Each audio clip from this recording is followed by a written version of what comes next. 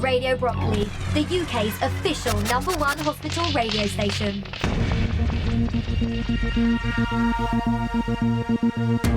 Hello and welcome to Brockley News, Radio Brockley's weekly show with news, interviews and information, including updates on all you need to know about what's happening in and around the hospital.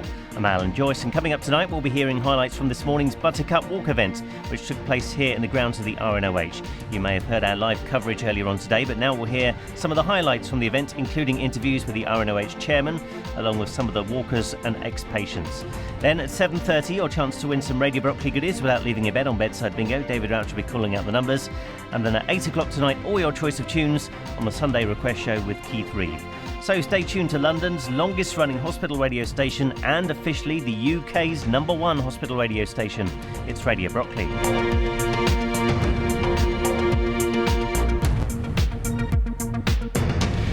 So earlier on today, the RNOH had its biggest annual fundraising event as the RNOH Charity hosted the annual Buttercup Walk and Fun Day here in the grounds of the RNOH. Radio Brockley broadcast live highlights of the event whilst a team of reporters were on site to speak to some of the participants.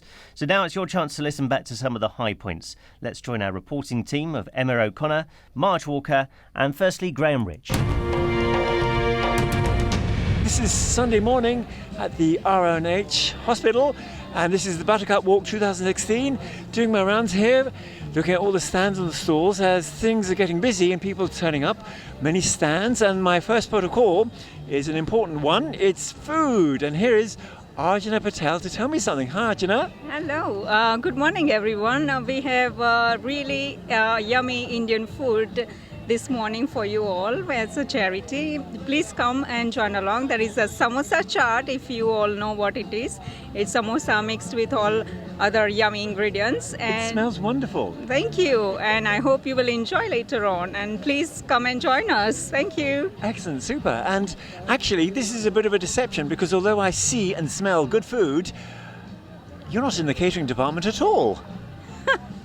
This is bizarre. What part of the hospital do you work for?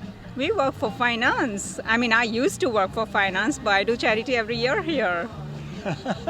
My colleague still works in finance. This is incredible because everyone associates finance with paperwork and ledgers and computers and...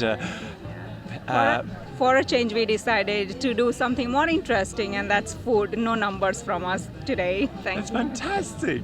Brilliant. Well, hope all goes well for you today. Thank you. Hi, I'm just moving up to the start line and I've got Becca here in front of me. She's just directing people to the start line where there's a daisy and a toadstool there. Becca, how are you doing today? I'm good, yeah. The atmosphere's really lovely here and so far it hasn't rained, so that's a plus. I may have spoken too soon though, so we'll see what happens for the rest of the day. But yeah, everyone seems to be having a lovely time, so I'm happy. And I can imagine that organising this is pretty intense, pretty stressful, but you seem to be handling it really calmly. Well done. Thank you. Well, I've got cake in my hand right now, so that always helps. But yeah, I think everyone is just so lovely and helpful and willing to help out, and obviously that just makes things 1,000 times easier. So yeah, but yes, it can be quite stressful trying to organise everything. But yeah, I think it's going well. So. And this was your first year organising it, is that correct? Yeah, it's my first year. Well, it's amazing, and it's my first year doing interviews here, so thank you very much for speaking to me. Oh, no worries, thank you for having me. Speaking to a very special young lady, this is Chloe, and Chloe has been a patient here. Good afternoon, young lady. Hello. And in fact, you have a very interesting story to tell. Yeah, I broke my back here 2 years ago. And I think I read about your story because you did something very unfortunate, very unlucky. How did that happen? I fell out a tree at 18 feet. But the important thing is you came here in an emergency. Yeah. And what happened? Well, I was brought here and then Dr. Robert Lee put me back together again. Robert Lee, I just saw him over there, yeah. And I still go to see him every year and stuff. Yeah. For checkups? Yeah. See how things are going? Yeah, and normally I have an X-ray. But you're looking fit and well? Yeah. And you're walking? Yeah, and I do archery and... And Spanish? Yeah, and Spanish. Have you got GCSEs coming soon? Yeah, next year. Mucha suerte, mucha suerte. That means good luck. Oh, thank you. Thank you. I'm here with some of the people from Stagecoach. Hi. Hi. Well done, you were absolutely amazing. Oh, thank you. How long have you all been singing together? Well, we started Troop Up like 2 years ago because it was for people who kind of wanted to do a bit more than what we were already doing in lessons. So it's kind of for people who could go to fairs and perform for other people. So yeah. And you were at the Stanmore Fair a couple of weeks ago. Yeah. Were you the same people that were performing there? Yeah. And was it the same sort of performance? I didn't manage to capture that one. No, yeah, we did like an a cappella thing, like for people to kind of join in with. So just kind of showing people kind of what we do at Stagecoach. And is a cappella your speciality? I wouldn't say we have a speciality. I'd say we're pretty good at all of it. Oh, I like to hear that. Yeah. And do you do dancing as well? We do all three. So acting, singing, and dancing. And today you were singing Hercules, and then Oliver, a song from Oliver as well. Yeah. What else do you kind of specialise in? Well, I think we do a lot of musical theatre, maybe some things for Disney. So we're working on a song from The Wiz. We're doing East on Down the Road and stuff like that. So yeah, loads of different things. Well, thank you very much for speaking to us today, and it was an amazing performance. And considering it's quite gusty and windy up here, you did really, really well. Okay, right now I'm going to speak with a very special lady who has some important connections with the RNOH today and the Buttercup. This is Vivian Cripps. Hi, Vivian. Hi. And tell me, why are you here today? Because the Royal National Orthopaedic Hospital is one of the dearest things in my heart, and it always will be. I was born with a congenital talipes equina varus, a clubfoot, and I came here under the care of Mr. Fripp, who operated, and I've had no problems ever since. I had many happy childhood days as a patient in the hospital. William Coxon, I was in the hospital, in the ward a lot. And then sadly we were in a car accident when I was 11 and I fractured my femur, and I was brought back here to have surgery on that, and I was in Lionel Williams ward for 6 months, and I had a wonderful time. Teenage boys ward was next door, Colonel Williams ward, and we had midnight feasts. We had the Cadbury's used to send giant Easter eggs. As in Sir William Coxon, we had school, and in Lionel Williams we had school. It was wonderful. We were pushed out onto the patio. We joined the guides. I really loved every minute. I've never heard someone promote the hospital in such a way before. Wonderful. It sounds like really good times. And the consultants used to sweep round in their white coats with their entourage. So Herbert Seddon, who was a wonderful man, as was Mr. Fripp, he apparently used to pray before all operations, but he's deeply religious. He was a Queen's surgeon, wonderful man, as I say, as were many, many surgeons, Mr. Newman, Mr. Manning. I was under Mr. Manning as well, all in the Rogues Gallery in the physio department, or in the old lecture theatre. Wow. And also you are a nurse? Yes, I really loved it so much here that I actually wanted to be a nurse here. Mr. Fripp advised my mother that I shouldn't be, but I said, please give me a try, and I haven't looked back. And so many years later, I came here as a student nurse when I was 17 in 1964.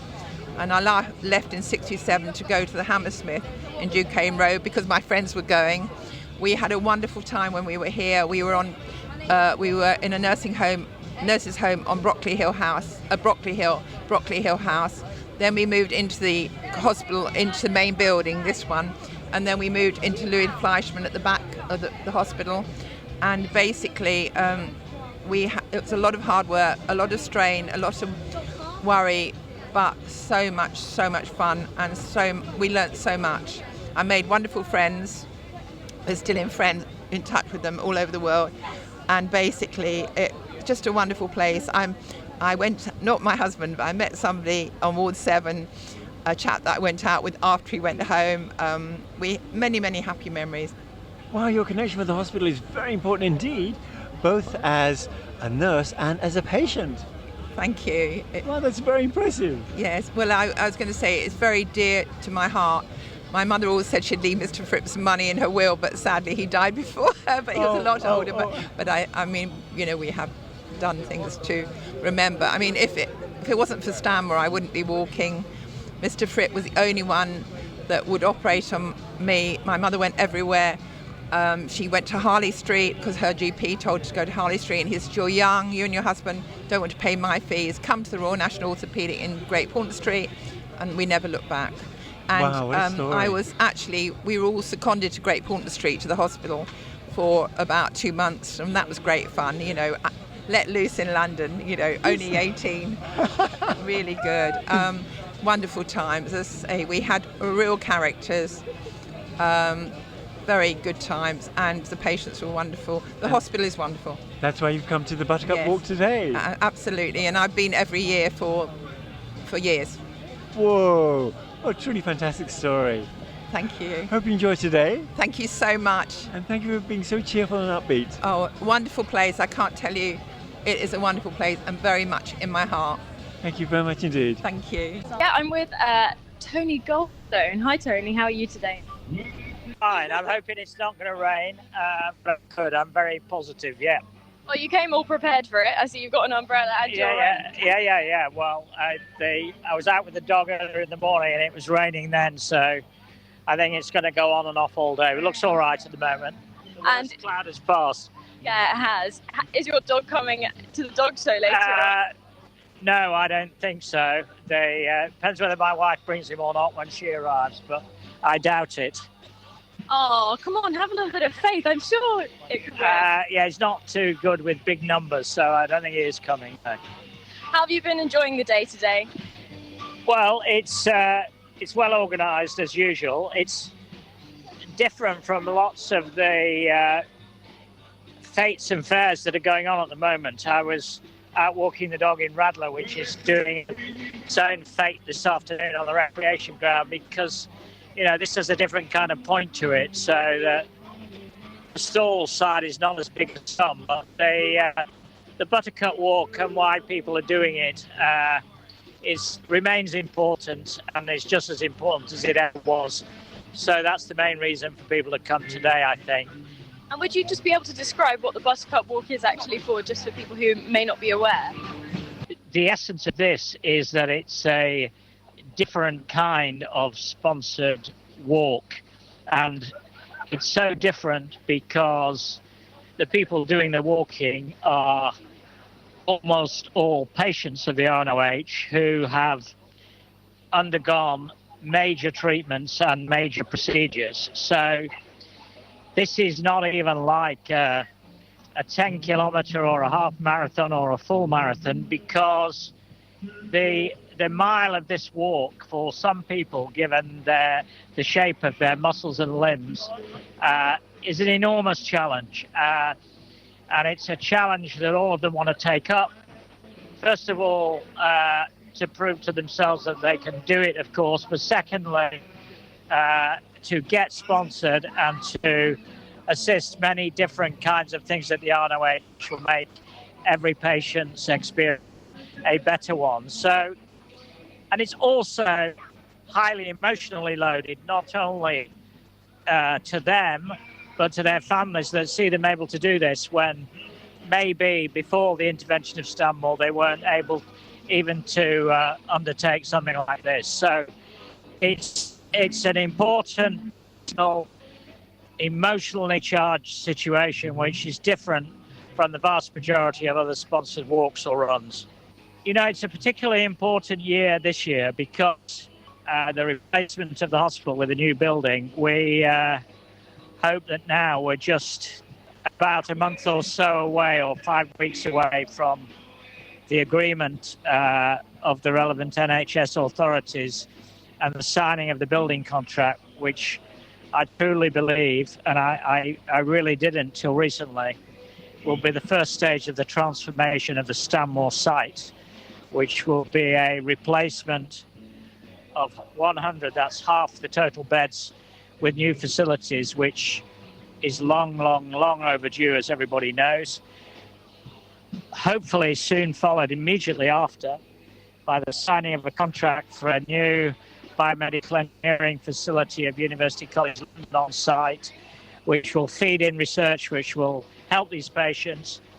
And thirdly, with the signing of a contract shortly for a new private hospital, the profits from which will be ploughed back into the NHS side of the hospital and again used to transform the patient's experience. So it may be that at long last we're on the verge of a different Stanmore, and that will be good. it'd be wonderful to catch up with you in 6 weeks or so, whenever that's sorted. Thank you so much, Tony. That's okay. Okay, the atmosphere is looking good, looking exciting. Lots of people coming down now to the Buttercup Walk, and I'm very happy right now to be talking to two ladies from an organisation called Opus. Now that's interesting. This is Sandra. Hi, Sandra. Good morning. Please tell me about Opus. Opus is a new group that we're setting up here at Royal National Orthopaedic Stanmore. It's Orthotic and Prosthetic Users Stanmore. Oh, I'm glad you said that, not me. A bit of a mouthful, but we're a new group in our infancy, and it's just to join the community together of orthotic and prosthetic users to try and give support, not clinical support, but support generally and advice, and just there's someone there to hold your hand. Did you say you're a voluntary group? We are a voluntary group, yes. So you're very much in the hospital's arms? We are. We're under the umbrella of the volunteer services here at the hospital. Now that's interesting, because the hospital has in recent times, organised its voluntary services in a much more comprehensive way. But you're a new group, so I guess all this will be fairly new to you. It's extremely new. There's lots of form filling and lots of legislation and lots of things that we have to know about. We're hoping to set up a listening buddy scheme, which Jane will explain to you about, which is where all the training needs to go and where the red tape is. And here is Jane. Jane is Sandra's buddy. Hi, and what we're doing is we're doing a listening buddy scheme so that we would go out and speak to people who may be thinking of having an amputation, or they're recently had an amputation, and go in and speak to them, give them emotional support, and be there at the end of the phone. Yeah, be there at the end of the phone and just chat to them. We're doing an accredited training course so that we're qualified to do this, and we're also doing all the training through the RNOH so that we're all above board. All above board. Is it through the telephone, or is there a face-to-face consultancy as well? We will be doing face-to-face consultancy as well, possibly on the wards, and going to homes. This is great. This is like a real supportive and helpful branch or department. Voluntary work for the hospital. Yes. And it's going to be, has to be the patient has to ask us if we'd give them a visit, or ask us for a chat. It's not, we can't just say we're going to go along and speak to whoever. They need to make a request either through their physiotherapist or through their doctor, or the consultant may say, I know a listening buddy, would you like to speak to a listening buddy? And Jane and I will be there. That's great. You'll be really helpful and supportive. Hopefully. How old is Opus actually? 4 months. Very new. Very We've new. got a website which Jane's in the process of setting up. Yeah, and we've got a Facebook page, and we're getting there very, very slowly, and we're here to promote it and see if we can get more, volunteers to come in and help us, and just to like and spread the word. Yeah. It sounds like a great service. What does OPUS stand for? Orthotic Prosthetic Users Stanmore, I think. Yes. Okay, that's great. Very snappy, very snappy. Well, we went through lots of different things, like Stanmore Limb Users Group comes out as slug, and we didn't think we'd like that. So rather than slug, we thought Opus has a ring to it. There's a lovely classical ring to it. Yeah. Our first big event we've set up, there's another group, a Facebook page just for ladies of Stanmore called the Fitting Room Friends, and it's just ladies from Stanmore, but we've linked with those now, and we're having a big meet-up at the Battle Axes in Elstree on the 22nd of October, and we've got contacts all around the country. I've got people coming from all around the country, so hopefully this will be about our 5th or 6th one. Numbers are growing, so hopefully the pub will be crowded out this year. That's fantastic. Well, Sandra and Jane, I wish you lots Thank of you luck with very your much. new enterprises. Thank you very much indeed. Hope it goes well. Okay, thank you very much. And enjoy the Buttercup Walk today. We'll do then. Bye. Thank you. Buttercup Walk 2016, and it began to rain. Please, no more rain. This is Linda Casey. Hi, Linda. Hello. Linda, you do something kind of special. Tell me about the radio work you do. Well, I'm a member of the local Amateur Radio Society, which is the Radio Society of Harrow. And our call sign for anybody who knows about these things is Golf 3 Echo Foxtrot X-Ray. We're the Radio Society of Harrow, Golf 3 EFX, and we do training courses for members to gain personal amateur radio licenses, and we also have lots of members already qualified, and the object of it is for people to go on the air with their own private radio equipment, and you can talk to people all over the world, or you can talk to people just around the corner. Is this shortwave radio? Shortwave is one of the frequencies that we use. The higher up the grades you go with the licenses, and the more technical expertise you acquire, and the more experience generally, then you can use frequencies, shortwave, HF, VHF, all over the world. Can I tell you a spooky story? Please do. 1987, I was listening to FM radio, Capital Radio, Radio 1. I was in my 20s, and it was FM, VHF, which, as we know, is local. Indeed. I picked up 2 stations from Germany and 2 stations from France on VHF, FM. Oh, that would be what they call propagation. How did that happen? It's the atmospheric conditions. Sometimes you do get changes in the atmosphere that allow signals to come through. Either they find a layer to bounce off, so they go further than you would normally expect. It was so unexpected. Yes, indeed. But it does happen sometimes. But I've never had it again. But you can bounce radio signals off the tiniest fragment, for example, of a meteorite. If there's a meteor shower, it's well worth listening or transmitting because some of the signals hit the fragments of meteor and will be sent somewhere else. So somebody could pick you up where they're not expecting to hear you at all. So that is... a freak event. Indeed, yes, that sort of thing. And how long have you been in Harrow for? Well, this is our 70th anniversary year.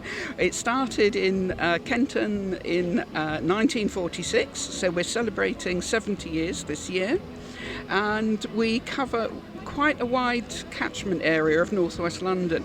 There used to be more amateur radio societies around, and slowly they've been closing down or amalgamating. So, for example, we will also have members from Ealing, Acton, those sort of areas.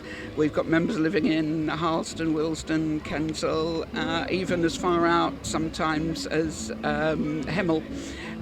So there are other amateur radio societies in St Albans, in Edgware, those sort of areas. But we all get on together, and some people are members of more than one society, but we're probably the largest in this area. Now, how has the internet and World Wide Web affected amateur radio? It's been good for it because it allows us to spread the knowledge to people, and you can also incorporate that sort of technology. For example, somebody who's housebound can connect their radio to a computer and use both technologies. So you can be talking into your radio, but then the signal be transmitted via the internet, and you might be picked up somewhere in America or wherever you want to target your signal. That's fascinating. It's absolutely brilliant. Some people are purists, they just want to use the radio equipment, which is fine. Some people are more interested in building the equipment than using it. Although nowadays it's very easy to go to a radio supplier or order online and get some basic equipment, but a lot of people still like to know that they've built their own set, which once you've done that first level of the training is relatively simple. And our more established members are also very happy to help anybody build their set or put up their antenna or take them through their first transmission, because I know from my own experience you can be a bit microphone shy, that you've got the equipment, you've got the license, and you click the switch on the microphone and your mind just goes blank. Yes. So we'll take you through it, and during the training course we take people through it as well. Brilliant. Well, Linda, thank you very much for telling me about amateur radio. Really fascinating. You're very welcome. I hope your listeners are interested in it as well. I think we might have a few contacts there, yes. Hope you enjoyed today. Thank you very much. Thank you. Thanks. Now, I have just completed an amazing walk with Nina. She's completed the walk after 2 hours. I think we could safely say it was 2 hours. Now, Nina was just telling me that the doctor said she would never walk again. But I have watched Nina take every agonising step from the start of the Buttercup Walk, right at the beginning, right down. We've got to the halfway point, and up until a week ago, is it, Nina? Yeah, about a week ago. Nina has just taken her first steps. An absolutely tremendous effort. Tell us a bit about your story. Well, basically, I'm a spinal patient. I was injured in 2012, and I was admitted to Stanmore in January 2013. I have broken my back, and I was admitted as a T12 to L1 complete injury. And after 9 months of staying at Stanmore as an inpatient, I stayed for 9 months because my situation was quite bad. I broke my leg as well as my back, so I've got a load of metal in my leg as well. And after we said that, the consultant said that I'd never walk again. When I came to Stanmore, I had a 3% chance of ever walking again. And then after 9 months, I had a 20% chance of ever walking again. But it was made clear to me that I'd never walk again. But, you know, as I said, watching Nina take every agonising step, it's Nina's sheer determination to prove her medical team wrong has got her to complete this walk today. And I can't stress enough what a tremendous, tremendous effort it was. Now, Nina, that determination you showed, you did that for a reason. Tell us about the reason. I did it for all of the people at the hospital that helped take care of me and all the new patients that need equipment as well. The hospital, to stay at the hospital, it costs over £600 a night, and I'd never be able to pay back the hospital for keeping me for 9 months for £600 a night, and then to give me and admit me back into the hospital again for 2 weeks for physiotherapy. And I want to big up Dr. Gul, and I want to big up my physio in the hospital, Selena. She's amazing. And everybody on the spinal ward, everyone, Siobhan, everyone, big up yourselves on the spinal ward, all the sisters, matron, all of you. It's Nina. Thank you so much for everything you've done for me. Now, what Nina hasn't said during the course of that is actually trying to raise some money for the hospital. Tell me what your aim was. Yeah, I've tried to aim to raise £2,000. I've got a link set up on Just Giving.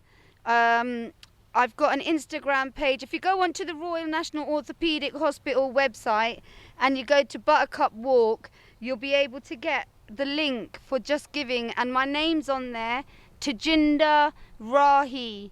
It's Tajinder Rahi 1, and that's me. That's my link. Go and donate, please. So if you are listening to this and you wish to support Nina's aim to raise, how much were we looking at? 2,000 or even a lot more? Even a lot more. Anything what you can spare to help this hospital. I can't tell you how amazing they are. Okay, just give us the name of that link again.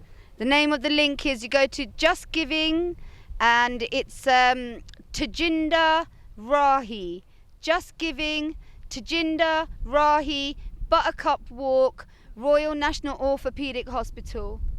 Okay, and I'm going to let you go now, because after that you must be exhausted. But tell us, how do you feel? I feel great. I never thought I'd be able to walk again, let alone walk half a mile.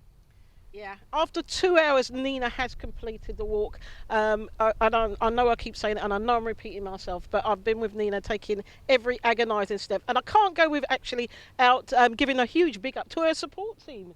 I'd like to do. Okay, I'll let you do that. I'd like to big up DJ Bilski. I'd like to big up Claire, our makeup artist. I'd like to big up my sister, Zaina. Salam alaikum. I'd like to big up my mum that's sitting in the car. Next time we're going to make her walk.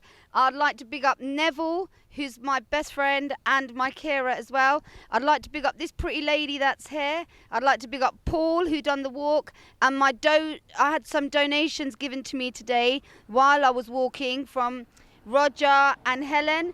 And I'd like to big up 3 kids that came up to me and gave me some flowers as well. Thank you all so much. And that was hugely heartwarming to see. Did you hear of Radio Brockley while you were in the hospital? Yes, I used to play bingo every Sunday. Did you win? Always. I won a mug. I won a little furry friend, and they've got a lifetime supply of pens there. So you're gonna win a pen too. Excellent. That's what we like to hear. That's what we do. My name is Marge Walker. Marge, big up a Marge Walker. Whoop, whoop, whoop, whoop. She was the real Walker today. Superb stuff. Another bingo winner and really courageous person. And if you do want to sponsor, then go to the RNOH website, which is rnoh.nhs.uk.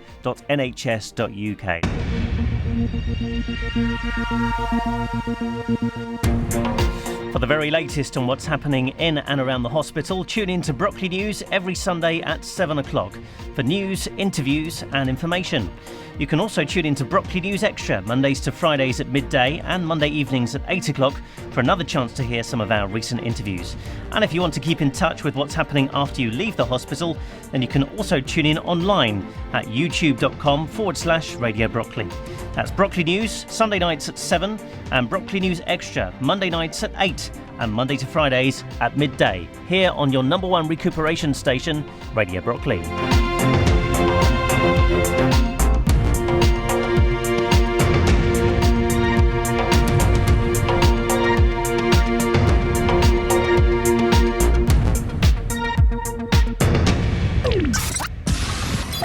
Radio Brockley, officially London's number one hospital radio station.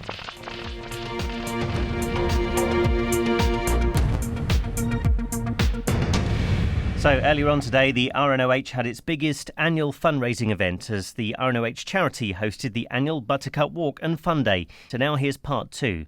So let's join our reporting team, Emma O'Connor, Pooja Pankasara, Martin Gold and firstly Graham Rich. Okay, the sun's come out and we're getting lots of people here, and Buttercup Walk 2016 is looking busy, and I'm very happy to say I've just encountered a family whom I met last year, and they have important connections to the RNOH, the adolescent ward to be specific. So we're here this year again because the guys here done great wonders for our son Miles, who had a huge osteochondroma, and as we were here last year, we'll be here every year to say thank you and raise money for such a good cause. You've really got a good heart, that's great. It's the least we can do, and I'm sure Miles would like to say thank you to you guys, so I'll let Miles take over. Okay, well, Miles, are you feeling brave? Would you like to have a word with me? Yeah. Are you looking forward to today's events? Yeah. And how do you feel about coming back to the hospital? Nervous and happy. Yeah, I'm not surprised, but things are looking better.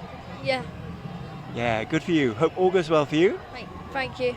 My pleasure. Shall we have a word with Mum? Yeah. Okay, if I can remember, this is Catherine. Hi Catherine, good to see you again. And you were here last year. Yes, yeah, no, we feel like we want to come back every year. We have a lot to thank the hospital for. Miss Eastwood's team, absolutely amazing what they did with Miles, taking his osteochondroma away, and his right shoulder blade now looks exactly the same as the left shoulder blade. He does swimming, he does all the sports, and it's just been a short of a miracle what they did. Absolutely amazing. Oh, that's great to hear. Yeah. So you've kept very close with the hospital, and now you're helping to raise funds as well. Yes, so definitely. I think it's very important that this is a constant thing, raising money for the hospital. So yeah, I'm very passionate about it, definitely. That's great. You're very generous. Thank you. Thank you. I just wonder, do you think Polly's feeling brave? Oh yes, no, definitely. Go for it. Okay, well, Stephen and Catherine have got 2 children. We've just spoken to Mark, and this is Polly. Hi, Polly. Hi. How are you doing? Good. Are you looking forward to today's events? Yeah. Have you seen the bouncy castle over there? Yeah. Me too. I can't wait to get on it myself. You're looking forward to that Yeah. one, Polly? Yeah. And if you look around, there's lots of stands and stalls. Have you seen anything you fancy? I'm still trying to think what to get because there's loads of things. There's some nice Indian food over there. Yeah. And there's also ice cream. Yeah. I think Daddy will look forward to the ice cream. I'll take care of that bit. That's a good idea. Thank you. Well, great to see you all again. I hope all goes well for you and enjoy the day. Thank you. Good to see you too, because you do such a wonderful job too. Thank you. So I am here with Margaret Bradford and my granddaughter, Amy Bradford. And as you heard, we've just started the walk. So how are you doing? Yeah, we're doing fine, yeah. We're looking forward to the rest of it. Yeah. Around the grounds, looking at little things as we go along, perhaps different birds and that. And are you an ex-patient here or? No. No, we're not. We just heard about it from my son, and we just decided to do it.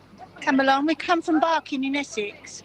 Yeah, and my husband's brought us today because there's no trains running. No, not today. No, so it's the only way we could get here really, by getting someone to give us a lift. Yeah. How did your husband find out about it? Or no, it was my son. Oh, how did your son find out about it? He Sorry. was a patient, an outpatient here, some time ago, and he's got a referral back to here. So, yeah. Oh, so you do have connections with the hospital then, and Only yeah. through my son. Yeah, we've not actually had to come ourselves. Yeah. Well, that's great that you're coming back to support it. Thank you very much, and we'll let you carry on with the walk now. Thank you. Yeah. Thank you very much. Bye bye. Yes, thank goodness the music stopped. It's been a bit loud, but nonetheless, here it comes, a super interview with a family, or to be precise, with a father and two daughters, or one daughter. And this is Tom. Yep. Hello. Hi, Tom. How are you doing? I'm doing very well, thank you. Tom, tell me something about your participation today.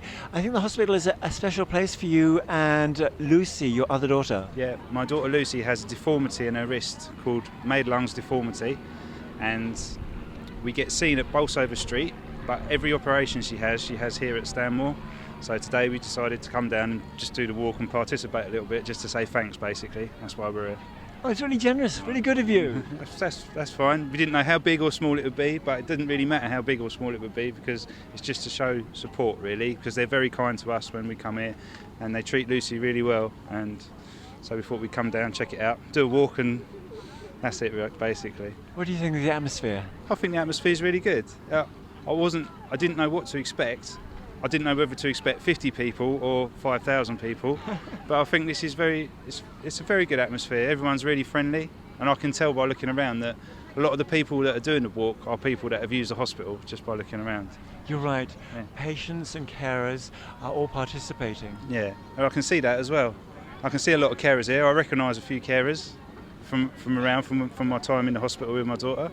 I think it's good to show support, because otherwise hospitals can be a magical place and sometimes a little bit of a depressing place. So for people to come together on a day that's not to do with anything depressing, I think is a really good thing. You're absolutely right. It's a great atmosphere, and it's good to see carers and nurses and doctors and consultants here today. Yeah, it is. It's good across the board. It's good. It makes it all a little bit more happy. And maybe when next time I'm in the hospital for a not so good reason, maybe I'll see some of the people that I saw here today. Hi, I'm Penny, and we are the people who bring Grace and Gemma onto the wards whenever we can, usually on a Sunday morning. But today they're doing the Buttercup Walk and pulling my arms out of my sockets. So Grace is 10 and Gemma's 4. They're two black retired racing greyhounds from the Retired Greyhound Trust.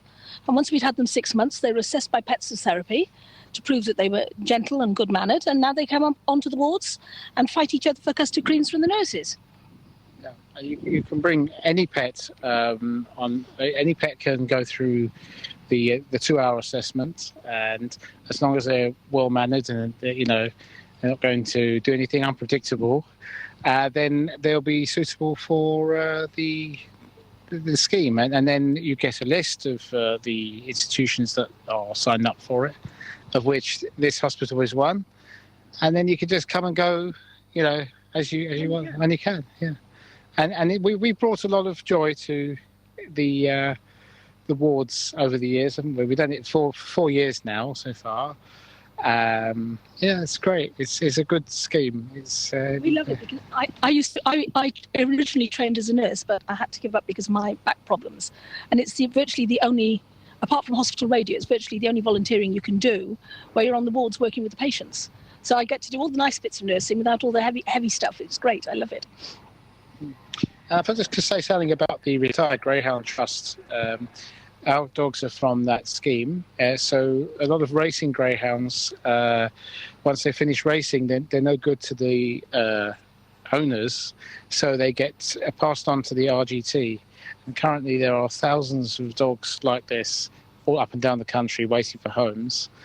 And they really aren't much trouble at all. They're 2 20-minute walks a day. They sleep most of the time. They don't eat much food. they really are. It's worth looking into if you're considering a pet. Yeah. And how can they contact you if they are considering? I would go onto the RGT website, the Retired Greyhound Trust.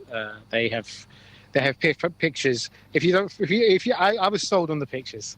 The pictures alone is like, That's true. I've just taken a selfie with the two greyhounds, Grace, and they are lovely dogs actually. So as you've heard, go onto the website and you can find all the information there if you are interested in taking over one of the retired greyhounds. But bear in mind that you will lose your sofa because they're used to sleeping up high, and so they tend to adopt your sofa as soon as they come into the house. And Pets Therapy also have a website. If you What's the website for that? Petstherapy.org. Petstherapy.org. There you go. That's all the information you need. So please go online and have a look. And if you're interested, I look forward to seeing you the next time we can make it onto a ward on a Sunday. We'll look forward to seeing you all. Which wards do you go around? We try and visit all of them. All of them? Okay. So look out for them. We start in the spinal cord unit and work our way down to peds on a Sunday morning. It can take us a couple of hours, but we try and visit as many wards as there is open on a Sunday morning, because that's when the long stay folk are in, and they're the ones. Because let's be fair, when you've had orthopaedic surgery, generally you don't feel ill, and that makes for a very long day. And if we can do our little bit to help break the day up, then we've done something good. And you see, on top of that, we both belong to an organisation called the Trefoil Guild, which is Girl Guiding for Grown-ups. And we're doing our Voyage Award, which is a bit like the DV Awards. And this is our service component, so we've got to keep coming in to see you all so that we'll get our bronze awards later in the year. Definitely. And we've just been invited to join not the physiotherapy, what was it? Another section of the hospital has invited rehab. Rehab have asked us to come in. Rehab. So we'll be popping in on one evening during the week as well, so that the girls can visit that ward too. They're Monday to Friday, so it's finding a time between guides and cubs and scouts and running Boreham Wood district guides, and we have a busy week, but we love it. I think this sounds agreeing with yes, what Gemma's starting to sing. Nodding away. Yes. Gemma's very vocal. She likes to talk, whereas Grace just squeaks. So you'll know. Shall we try and get a squeak or a nod? A squeak, Gem? No squeak. No, I don't think they want to say anything now. By the way, greyhounds and obedience don't really go together. They do problem solving. But luckily, they come to you already trained with things like walking to heel. So most of the things, most of the basics are already there. They also, if you adopt a dog from the Retired Greyhound Trust, they come with a muzzle, because not all greyhounds are good with small furries. So they come with a muzzle, they come with a collar and lead, a proper fishtail collar and lead, and they come with a coat. So if you adopt a dog in the summer, you get a raincoat, and if you adopt a dog in the winter, you get a nice warm coat as well. But there are hundreds of websites. If you go onto Facebook and look up greyhound, there are hundreds of little cottage industries making beautiful collars and leads and coats and all sorts of things for them. Our dogs both wear beautiful purple collars, which are actually made out of sari braid. And they're made by a lady who gave up working in the theatre as a wardrobe mistress when she had her children. And she now makes the most beautiful collars for dogs out of sari braid. She goes up to Southall a couple of times a year and brings home all sorts of beautiful braids and turns them into lovely collars. So. And it doesn't. The great thing about these is they don't cost anything initially, because you normally pay £100 adoption fee, but because we fostered ours first, they're just permanent fosters actually, our two, because they're both very, very shy and they needed a nice quiet home to come to, so they came to us. Okay, the Buttercup Walk itself is finished now, and it's been completed, and people are looking satisfied and cheerful. And I've just bumped into a very special patient who's completed the walk today. This is John Keane. Hello, John. Hello, all right. Good to bump into you. Yep, okay, on the sort of Duke of Gloucester ward, which I'm returning to now. What you said was really funny, because you weren't supposed to be doing this. No, the sort of physio was in surgery yesterday. Yesterday was at 2 o'clock, went down to surgery. This is your operation? Yep, having the was cancerous sarcoma removed from the kneecap and of the spine. Operation all went well yesterday. No real pain when I sort of got back from surgery. Felt okay. Sort of physio come round this morning, said I needed to get up and walk. I said, well, sponsored walk today, why not do that? She said, I don't think you will. I said, I will get you the certificate to put on your wall to prove it, which I'm holding in my hand. I can see it, this is great. Thoroughly enjoyed it, no pain, brilliant hospital. It says congratulations for completing the walk. Well done for you. Okay, yep. Only say marvellous things about the hospital, anything I can do. You should have been resting, sir. Well, I'm going back in there now I just had a burger up there. Don't tell them because I've got a nice little tuna sandwich in there waiting for me. That's a great story. Yeah. Congratulations. Right, cheers. I was like, genuine, I've got the badges. He's got it and he's looking... Got the arrow on the leg. That's great. Well, John, pleasure to meet you and well done. Cheers, and thanks a lot for your help. Thank you. Right, at the other end of our line is Martin. Hi, Martin. I can't hear a word you're saying, so it's all right. But That's no change there. We're here at the hospital, and I'm speaking to a gentleman who is doing some research. Is it research? Yes, yeah, I am. On what? What was it? Basically, I'm part of the foot and ankle unit, and we're trying to investigate calf tightness with the general public. So we found that a lot of issues with calf tightness is related to foot and ankle issues. So it can have a knockout effect on your knees, and we've noticed that a lot of people are getting plantar fasciitis, which is also a symptom a lot of people come presenting to the hospital with. So essentially, our study is going to look at 500 normal patients and look at their calf tightness, and we're going to examine the knees in both flexion and extension poses to see the degree of basically, we're trying to see how flexible they are with their calves. And is this all down to the work aspects as well, whether people are in office environments? Yeah. Our form also takes into context that how active people are, because we noticed that a lot of people who are into sports and they have more flexible calves because they have more extension and more relaxing poses after working out, as opposed to people who do not exercise. Right. So that's also another factor that we also take in. I'm your number one suspect because unfortunately I have got problems with my ankles. I've got Achilles problems. I've just had the toe little operation on there. So, and they've told me to give up work because I stand on my feet all day and lift up heavy things. I'm active. I mean, as long as you're active, I don't see why you should actually give up strenuous work. I'm looking forward to this test. Okay. So what do I have to do? I have to obviously consent form. Yes. First of all, we're going to fill in the consent form, which basically informs you about our study, and it's totally voluntary. Anyone can do it, and you can opt out if you don't want to do it at any point. Okay. And we also, on the overleaf, you always have information about the age, height, and as I said before, we also take into factor about your physical activity, and if you have any issues with your foot and ankle. Lovely. So you can fill that in. So I've got to fill in the form. Martin, have you filled your form in? Yes, Martin has filled his form in, and he's now standing on a blanket against a wall. That's the best way that I can describe it. And I've taken my shoes off, and I've got no holes in my socks as well. Brand new socks. Now, what am I actually putting on your ankle? So basically, this is like a meter that we use to measure the difference between the flexion and extension of your knees. Right. And we put it directly on your fibula because that's where we get the most measurements at that point. Okay. So you also check the fibular measurement heading towards the knee, so as you can see over there. And we zero in the instrument. Would you mind putting both of your feet together? Feet together? Yes. Thank you. Great. Now, I'm going to need to put both hands on the wall. And I'm going to need you to put your right foot back and your left foot forward. Yep. Good stuff. Yes. And what are you measuring there? Basically, this is your knee in extension. Right. And now I'm going to need you to bend your knee for me as much as you can with your heel on the floor. It's quite flexible, isn't it? Been told by the wife I'm very flexible. Now I'm going to need you to do it on the reverse. Okay, stand up straight for me. We both feet together. Great stuff. So you're repeating the process on my right foot. And we're going to do exactly the same thing. We're going to put hands on my wall.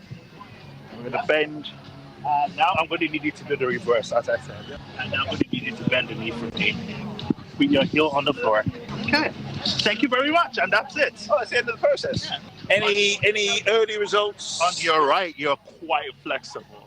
Like there's a massive degree of difference. So you can tell that you probably. Where did you have your operation on? Was it on your left or your right? That was on both. On both. Yeah. Okay. Well, there's quite a marked difference on your right, so you're probably exercising that more, and you're getting more of a stretch in there, so it's more flexible than your left. But it's probably because maybe you're overcompensating on your right. Yeah. So a good thing to do would be more calf stretches, and you could just do that while you're standing. You don't really even need to go to the gym, or you could just do that at home. You can put your pretty much what I told you to do. You can do that at home for about 15 to 20 seconds, 6 times a day, and that gets that stretch going in your butt. So. Well, if it loses weight as well, that's fine. Wonderful. Thank you very much. Thank you. Okay, so that was the results of Martin's calf tightness test. I think we're going to be speaking to Keith Reeve. So, how have you been doing today? Very well, thank you, Emma. Yes, been a very good day. Weather's been kind to us for once. It's great atmosphere as always at the Buttercup Walk. And today, I am not going to pretend to be somebody else. I'm trying to promote our our buggy service, which is designed to move our outpatients around the site during the week. So what we're looking for are volunteer drivers, must have a clean driving licence, who can drive our buggies on a voluntary basis half a day a week to move patients from main gate to outpatients and to orthotics and prosthetics up at the back of the site. So if you, as a patient who are listening to this, are mobile enough and able to drive, we'd love to hear from you if you live locally. Or if you know somebody who might want to help us, please pass on the details and get them to contact the RNOH volunteering office, which we'd love to hear from you. It's actually a really beautiful buggy, actually. So is there anywhere that people can go onto a website or something and see what they would be putting themselves in for? Yep, the buggies, we have 2 of them. They're basically standard golf buggies with a few modifications to make them more visible and safer for our use. There are photographs of them on the RNOH website with myself driving them, so you can see them on there. Basically, they both carry 3 passengers, and they can both carry foldable walking aids, things like 3-wheel walkers, folding wheelchairs, crutches and sticks and things like that. Unfortunately, we can't take a fully wheelchair-bound person unless they can physically get themselves onto the buggy. If they can do that, then all well and good, providing their wheelchair folds. But these are really more like the people that would perhaps get off the bus at main gate and think, well, I've got a half a mile walk to outpatients, a mile to prosthetics, we can help you. And right now I'm at a very special table, quite an important table actually. These are people selling tokens for the various rides for the children. And here to tell us something more is Manish Desai. Hello there. Hi, hello everyone. Good morning. We are waiting for the sun to come. How are you, everyone? Now, I believe that you're a consultant with the hospital. Which department? Yeah, fortunately I'm working here as a consultant in spinal cord injuries. So that's a tertiary unit for the southeast of England. So we take patients with spinal cord injuries from different pathologies. So that's what we do, yeah. Thank you. How long have you been with the RNOH? Right, it's 4 years now. I started June in 2012. And yeah, I'm very happy here. And you're selling tokens for what rides? Oh, that's a very difficult question. But it's a lot of rides. There's a bouncy castle, there is a beat the goalie game, there is a bow and arrow, and there is a slide. And there are a lot of other shooting, I think. And there's the one with the hook the duck. Yeah, so there are so many varieties of games for the kids and adults, I would say. That's great. You're doing a good job here. And today you've got your daughter here as well. Yeah, she's Yashvi. She's a Bentleywood High School student. She just finished her GCSE. And this is her 2nd year as a volunteer for the Buttercup Walk. That's great. That's awesome. And It is, of course, all voluntary work, isn't it? Yes, it is. It is. It's a great pleasure and it's a fun to be here. And we always look forward for this day every year. So that's what it is, yeah. And what's your daughter's name? She's Yashvi. Yashvi Desai, yeah. Yashvi. Hey Yashvi, you've done your GCSEs. You're very busy here. Maybe I shouldn't. She's a good friend. I think she's. Are these your friends? Well, I've worked with her before in Oxfam. We used to volunteer together. Oh, that's great. Well, yeah. And do you think they want to bounce on the bouncy castle? If I get a chance, I'll have a go. I think you're too old. Well, it's still fun. I'm still a child.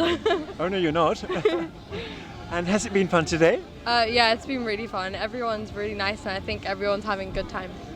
Great. Well, I wish you lots of luck. Good business. Thank you. And thank you so much for agreeing to talk with me today. Thank you very much. Thank you very much. Thank you. We're going to rejoin Emma up in the Buttercup Walk. Hi, I'm here with Abby now, and she is going to be climbing Kilimanjaro next year for the RNOH Hospital. Abby, can you just tell us a bit about your story and the reason that you'll be doing the climb? Yeah, sure. So when I was 23, I got diagnosed with fibrous dysplasia in my left femur. So I had most of that reconstructed, and kind of I had to learn to walk again. So I kind of owed a lot to the hospital itself, because it did a lot for me and it did a lot for my family. So next September, so the 27th of September to the 10th of October, I'll be climbing Kilimanjaro for the hospital to raise some money. But I've got a Just Giving page, so it's Abby Lloyd at Just Giving. And also it'll be on my Facebook page as well. So if you want to go to Abigail Elizabeth Lloyd on Facebook, you'll see my Just Giving page on there, and it would be really amazing if people could donate. And what made you think Kilimanjaro is where you wanted to go and what you wanted to do? It's hard. I don't know. I think maybe because I thought when I was younger, it'd be like one of those things like everyone runs a marathon, don't they? But I think after this, I probably wouldn't be able to run a marathon. So I looked at other ways that would be just as interesting to do, and I think Kilimanjaro is quite testing, but also like another really interesting one to do. So I think, yeah, it's good. It'll be a winner. Have you started your training yet, or do you need to do some training? I'm assuming you do. Yeah, there's lots of really weird training. So I'm going to climb Mount Snowdon next month. Just to get a bit of a warm up. I mean, that's nothing like Kilimanjaro. It takes probably only about 5 hours, but rather than like 12 days. But there's lots of weird things. There's even like you have to do water training, because you have to drink a lot of water. So, which is a nightmare for me, because I have one drink and I need to lose. But so I'm starting my training now. But I'm really looking forward to it. I think it'll be really, really amazing. Good luck. I hope to hear from you close to the time. Yeah. We'll send that message out, and hopefully you will get all the support that you need. And this recording is a special recording with the CEO of the RNOH Hospital. This is Mr. Rob Hurd. Hi, Rob. Hello again. How are you? It's great to see Radio Brockley here. Many thanks. Good to see you too. And how have you found today's proceedings? It's been fantastic again. You can only ask for sunshine, and that's what's come out of it. I've done 10 of these now, and I'd say probably 2/3 of them it's rained, and the other third it's been boiling hot. And today we've got a nice mixture of it's not too hot and it's not raining so much, so it's great. It's been a super day, hasn't it? It has, and it's great to see so many people turning out. I mean, last year we raised £40,000, hoping to do a similar amount this year.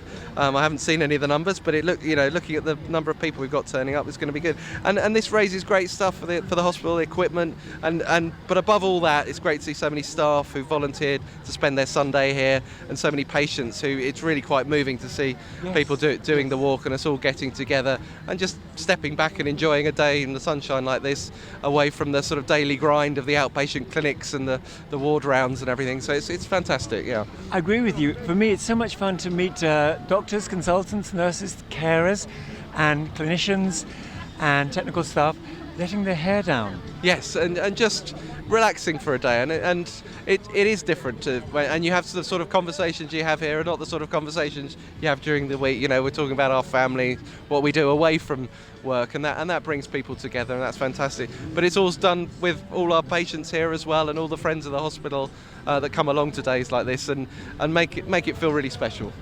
Yeah, special day indeed. Well, great to catch up with you again, Rob. Thank you very much. And as I say, I hear Radio Brockley won more awards recently. So this year has been our most successful ever. Indeed. So congratulations again, and it's really fantastic what you do. And Thank you. Keep winning those awards year on year. I will try. Thank you so much. Take care of yourself. Cheers. Bye. Nice words there from the hospital's chief executive, and a great day it was last Sunday, the Buttercup Walk. And don't forget, if you want to re-listen to some of those highlights, you can check out our YouTube channel. Go to youtube.com/Radio Brockley. And of course, you can listen to Brockley News Extra 5 days a week at midday for another chance to hear some of our recent interviews as well. Coming up next on Radio Brockley, it's Bedside Bingo, your chance to win some Radio Brockley goodies with David Rauch calling out the numbers. And then at 8 tonight, all your choice of tunes on the Sunday Request Show with Keith Reeve. Brockley News returns at the same time next week. From me, Alan Joyce. Good night.